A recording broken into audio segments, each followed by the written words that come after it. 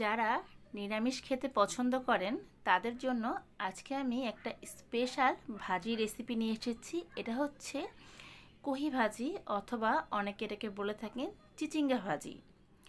গরম ভাতের সাথে অথবা রুটি বা পরোটার সাথে খেতে ভীষণ ভালো লাগে, করাও খুবই সহজ। তাহলে চলুন রেসিপিটি শুরু করে দেই। কহি ভাজি করার জন্য আমি এখানে 5-6টার মতো কহি ভালো করে পরিষ্কার করে এগুলোকে পাতলা পাতলা স্লাইস করে আমি এগুলো কেটে নিয়েছি। এই কহিগুলো কিন্তু একদম ঝুরি করে ফেলা যাবে না, আবার খুব বেশি মোটা পুরু করেও কাটা যাবে না। ভিডিওটা দেখে নিশ্চয়ই আপনারা বুঝতে পারছেন আমি কীভাবে স্লাইসটা করেছি। আপনারাও ঠিক অ্যাকুরেট এইভাবে স্লাইসটা করে নেবেন। দেখুন আমি হাত দিয়ে দেখাচ্ছি, এরকম একটু পাতলা থেকে আপনারা স্লাইসটা করবেন। এখন কড়াইতে আমি দিয়ে দিয়েছি সাদা তেল। আমি এখানে 1 কাপের মতো সাদা তেল দিয়ে তেলে দিয়ে দিলাম 1 চা চামচ কালো জিরা আর একটা তেজপাতা। এটাকে আমি ফোড়ন হিসাবে দিয়েছি। সাথে আমি 2টা শুকনা মরিচ ভেঙে দিয়ে দিলাম। দিয়ে এই কালো জিরাটাকে হালকা একটু ভেজে আমি যে কহিগুলো কেটে ধুয়ে রেখেছিলাম সেই কহিগুলো আমি তেলের মধ্যে দিয়ে দিলাম। আমি কিন্তু সম্পূর্ণ নিরামিষভাবে আজকে এই কহিটা ভাজি করব। এই জন্য এই কহি ভাজিতে আমি কোনো প্রকারের পেঁয়াজ কুচি বা রসুন কুচি ব্যবহার করিনি। আপনারা যদি মনে করেন যেখানে একটু পেঁয়াজ কুচি দিবেন সেটাও দিতে পারেন, সেটাও খেতে ভালো লাগে।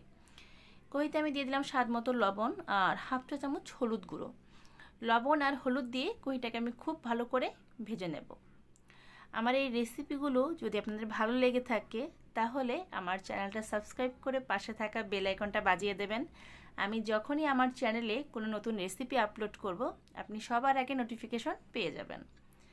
দেখুন কহিটাকে কিন্তু আমি ভেজে নিচ্ছি, আর কহিগুলো ভাজি করার সময় কিন্তু অবশ্যই চুলার আঁচটাকে বাড়িয়ে তারপর ভাজি করতে হবে।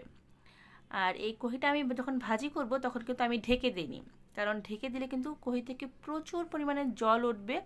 তাতে করে কিন্তু কহি ভাজিটা খেতে ভালো লাগবে না, অনেকটা গলে যাবে। এমনি কহি থেকে প্রচুর জল উঠে, তাই আমি এটা ঢেকে দিইনি। না ঢেকে রান্নাটা আমি করছি।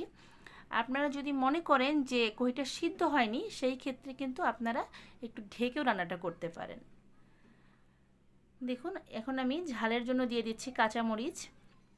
আমি এখানে 2-3টার মতো কাঁচামরিচ মাঝখান থেকে ভেঙে দিয়ে দিলাম। এখানে ঝালটাও হবে আবার খুব সুন্দর একটা ফ্লেভারও অ্যাড করবে। আমি কিন্তু এই কহি ভাজিতে কোনো প্রকারের শুকনো মরিচের গুঁড়া বা ধনে বা জিরে গুঁড়ো কোনো কিছুই দেইনি, শুধু লবণ আর হলুদ দিয়ে কহিটাকে ভাজি করছি। অনেকে যদি মনে করেন যে ঝালটা বেশি পছন্দ করছেন সেই ক্ষেত্রে অবশ্যই শুকনো মরিচের গুঁড়াটা অ্যাড করবেন।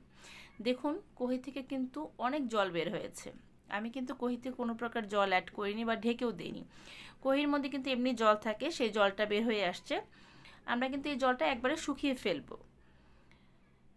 আর যদি কেউ মনে করেন যে আপনারা চিংড়ি মাছ দিয়ে রান্না করবেন সেটাও করতে পারেন। কুচু চিংড়ি একটু লবণ হলুদ দিয়ে ভেজে এই কহিতে দিয়ে রান্না করতে পারেন, সেটাও খেতে ভালো লাগে। কিন্তু আজকে আমি সম্পূর্ণ নিরামিষভাবে এই কহিটা ভাজি করে আপনাদের দেখাচ্ছি। যারা নিরামিষ খেতে পছন্দ করেন বা নিরামিষ দিনে রান্না করতে চান তারা এইভাবে কহিটাকে পাতলা পাতলা করে কেটে ভেজে দেখবেন, আশা করি আপনাদের ভালো লাগবে। আমি কন্টিনিউ কিন্তু এটা নেড়ে যাচ্ছি, না হলে কিন্তু নিচে লেগে যাবে। আর কহি থেকে যেহেতু জল বের হয়েছে এটাকে কন্টিনিউ নেড়ে আমরা এই ঝোলটাকে একদম শুকিয়ে ফেলবো। আর এটা রান্না হতে কিন্তু খুব একটা বেশি সময় লাগে না, খুব তাড়াতাড়ি করা যায়।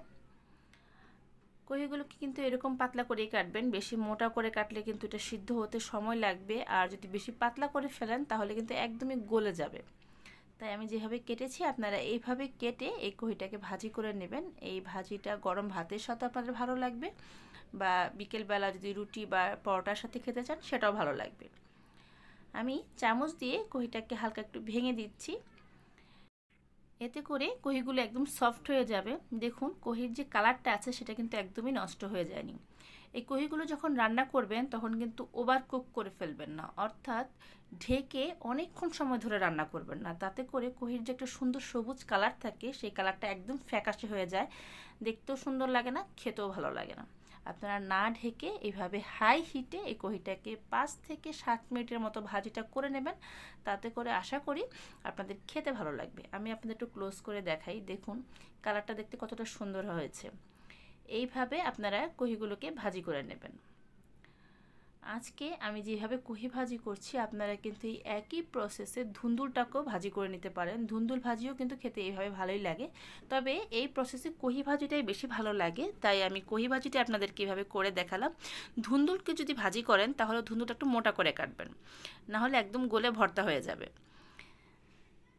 এইভাবে সুন্দর করে আপনারা ভাজিটা করে নেবেন। অনেকেই কহি ভাজি কিন্তু খেতে চায় না, কিন্তু এইভাবে যদি ভাজিটা করা হয় তাহলে কিন্তু খেতে খুবই ভালো লাগে। আশা করি ছোট থেকে বড় সবাই পছন্দ করবেন। আমি কিন্তু রান্নাটা হাই হিটেই করেছি, আমি চুলার আঁচটা একটু কমিয়ে দিইনি। চুলার আঁচ বাড়িয়ে কন্টিনিউ নেড়ে তারপর এইভাবে কহিগুলোকে ভাজি করে নিয়েছি। তাতে করে কহিগুলো খুব সুন্দরভাবে খুব অল্প সময়ের মধ্যে ভাজি হয়ে গেছে। আশা করি কালারটা দেখেই আপনারা বুঝতে পারছেন যে দেখতে কিন্তু একদমই সবুজ রঙটা কতটা সুন্দর আছে।